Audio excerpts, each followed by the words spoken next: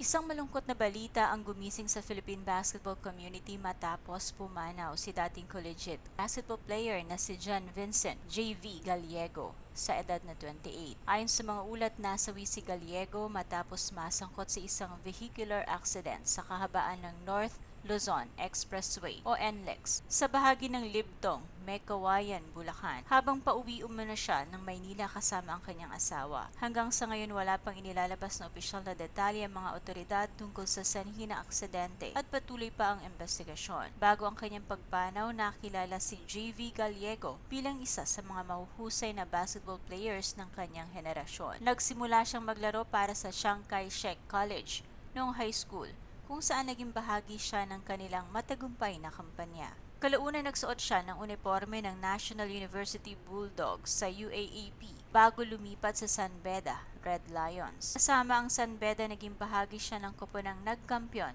sa NCAA Season 99. Kinatawan din niya ang Pilipinas bilang miyembro ng Batang Gilas sa 2016 FIBA Asia Under-18 Championship. Kasunod ng balita ng kanyang pagpanaw, bumuhos ang pakikiramay mula sa kanyang mga dating kakampi, coaches, paaralan at mga tagahanga.